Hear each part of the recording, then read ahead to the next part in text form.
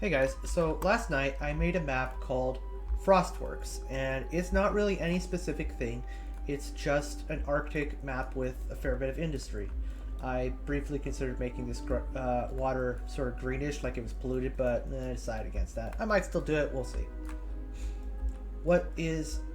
It's nothing special. It took me only about 3.5 hours to make this in the base game editor, so it can be free released eventually.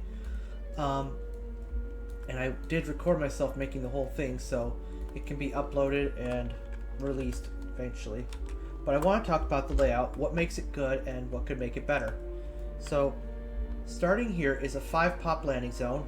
Here's a 3-pop, another 3-pop, and another 3-pop, and one more 3-pop. Let's use the snipping tool to draw that a little easier. So, use the custom pen of yellow. No, pink. Pink shows up good on this. We have 1 worth 5, 3, 3, 3, and 3. So, what you will notice this is the base. This is the generator. These are the outbases. Notice that the generator and the outbases are not within the shield dome. Now, let me circle the turbo lasers as well for posterity. At least try to find them. And I believe that's this one right here. There's 4 total. So let's take a different pen. Let's take the aqua pen. What you'll notice first is that there is no direct line to the base. That is very important, I think, in any layout.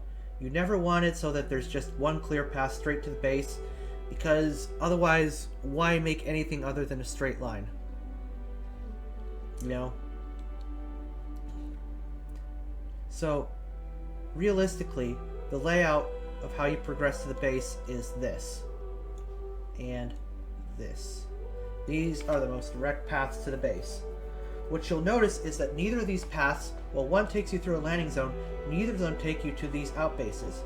They have to go out of their way to reach them. Now granted, this could be advantageous to go here and hit the power generator. And they can get a landing zone along the way, and a secondary structure even. But they do walk past 2 turbo lasers, and this is pretty securely in the enemy's territory. So they're going to have to fight a battle through here. This is not going to be an easy street. This landing zone is going to be pretty easy for them to capture, but it is pretty far out of the way. But on the other hand, there's not really a way for the defenders to contest them for grabbing this, and that's okay. A landing zone can be easy to take as long as it's, well, depending on your mod's balance. With TR, this is a 5-pop, this is a 3-pop, so that brings up to 8. This can bring them up to 10 right here, and they got like a little triangle they have to defend. That's totally fine. Do I have the cursor on? I bet I don't. I'm sorry. Well, at least you can kind of see what I was talking about. Let's, there's no direct line to the base. And this is probably the easiest advancement for the attacker, is to capture these 3 landing zones and hold this position. But that does mean they have to defend here, here, here, and here. So that's 4 positions for a turtling attacker if they want to play that way. But this is not the only way they have to play. If they are more aggressive, they can go straight to here, knock out the outbases, and then go to the base. Or they can do it this way as well. You have to think about, when you make a map layout, you don't want to think about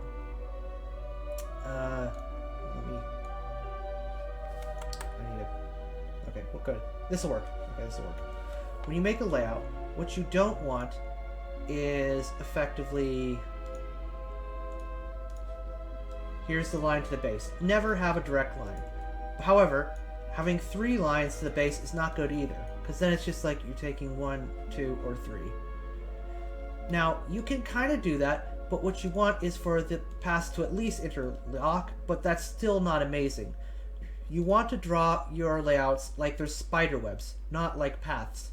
So like, this goes to here, then to here, and then this goes to the base. This goes to here, here, maybe this goes to here, here.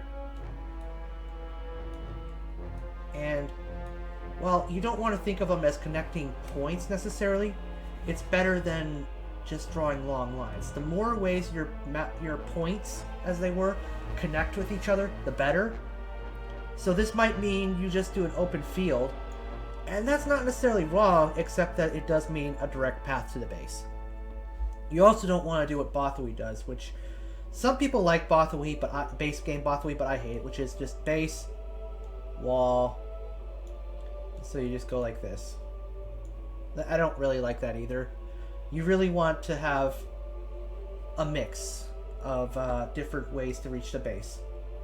In this case, it's going along here or here, as I said. Okay, now let's talk about how this map could be better, though.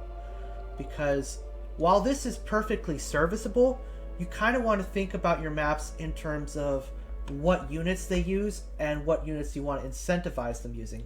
So I drew this up a while back, or earlier today. Oh, perfect. And we're going to use a principle that I informally call making AT-ATs bad. So I redrew the layout, and it's kind of hard to see here, but this is going to be extended into a full water area so that only hover units can get through, and we're going to have them start here. Let me take a screenshot of my... why are you like this? Okay.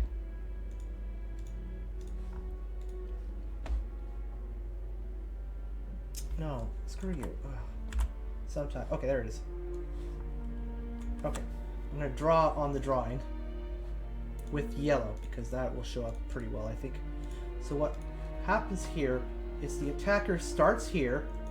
They can't go this way unless they have hover units that can carry their infantry across to this one, and that brings them here. That's a pretty strong attack position to attack the base from. It's very advantageous, but it also means that if the defense is heavy, they're going to be overwhelmed very quickly because they're only bringing enough as much as they can carry across the water.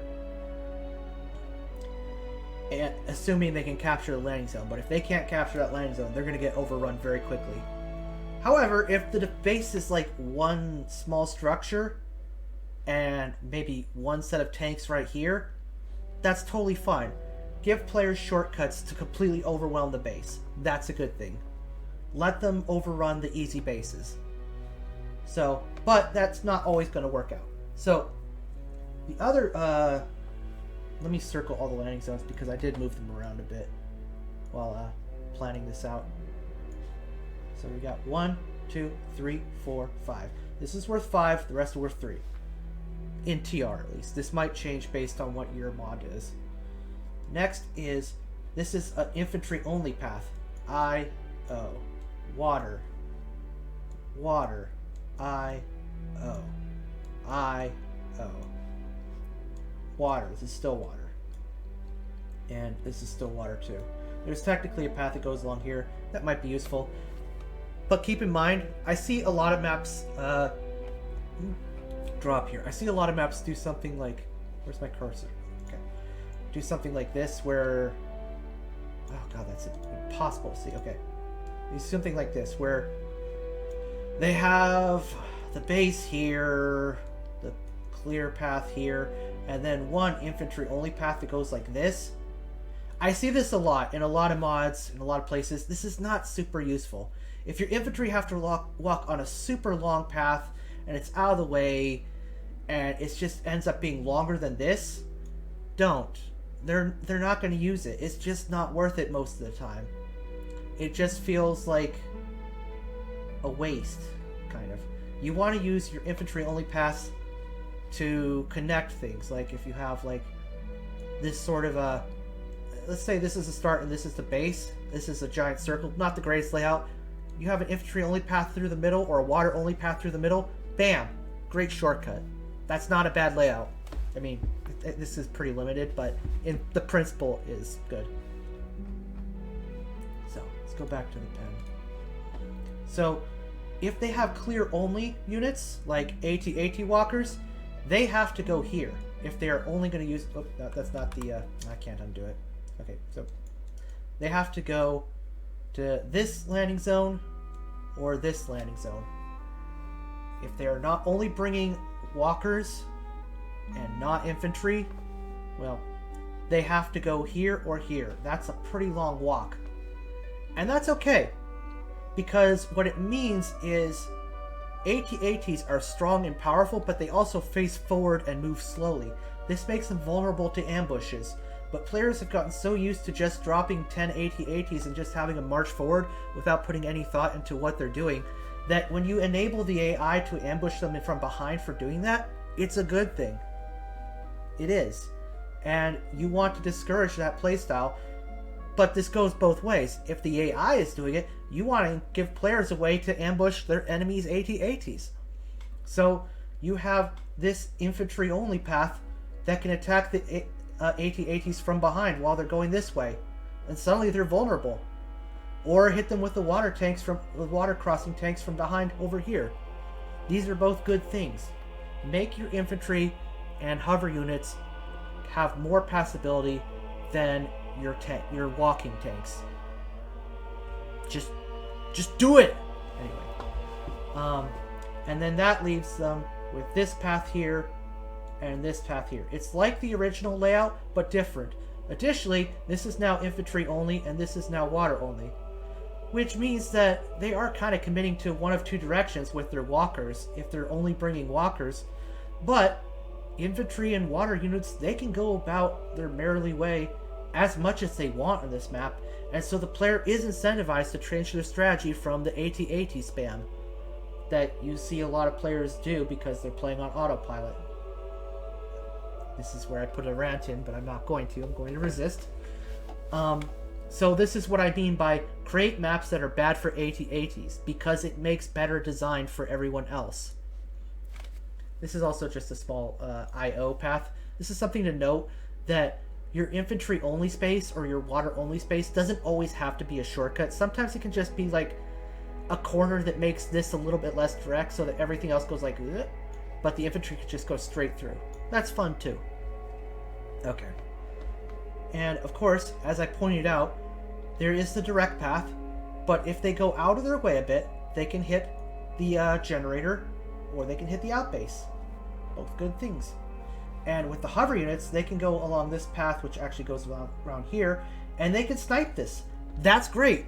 Offer sniping opportunities for your hover tanks. Hover tanks are typically pretty fast. Infantry can do... I see people do this with infantry sometimes, and it's a little iffy because infantry are usually not very fast. No matter what mod you're playing, they're typically kind of slow. But hover tanks are usually at least as fast as infantry.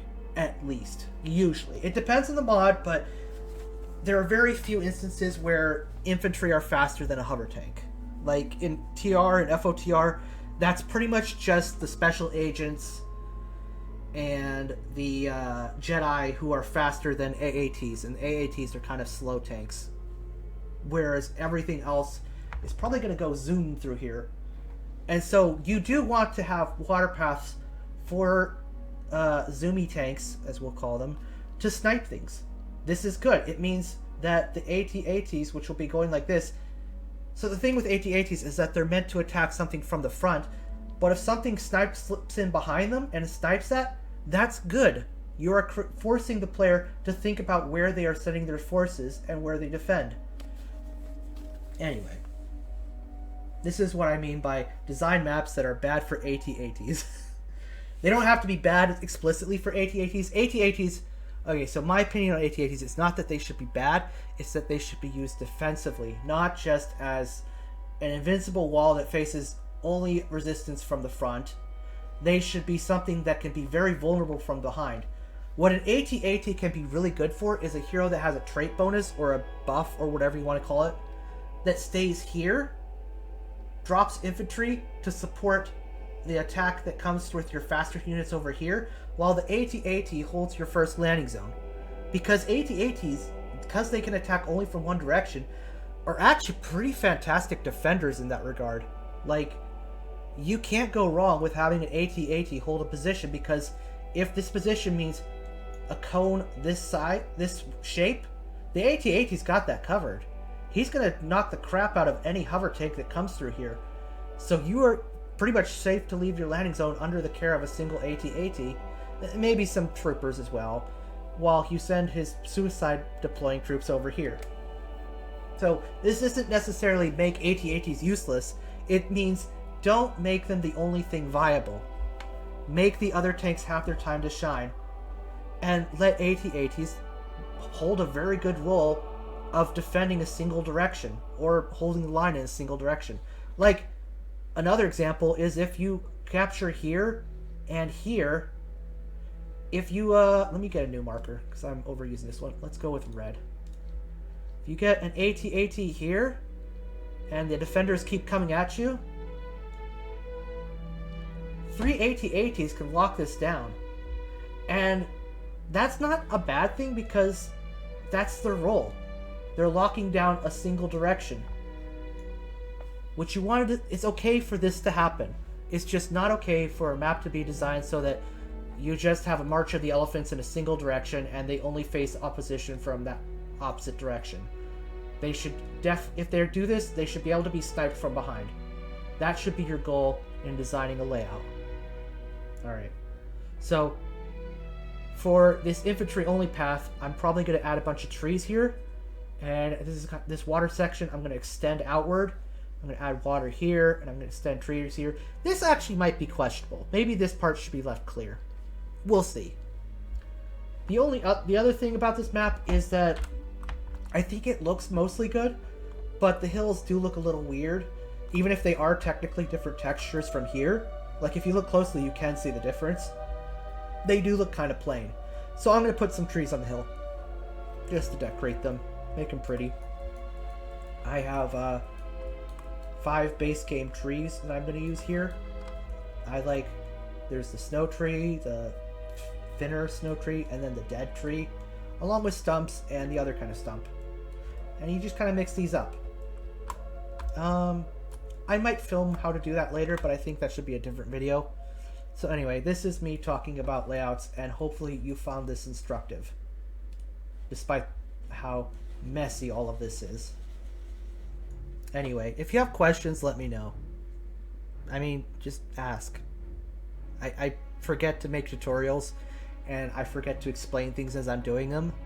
But if you ask, I'll explain it. I don't mind. Alright. Until next time, goodbye.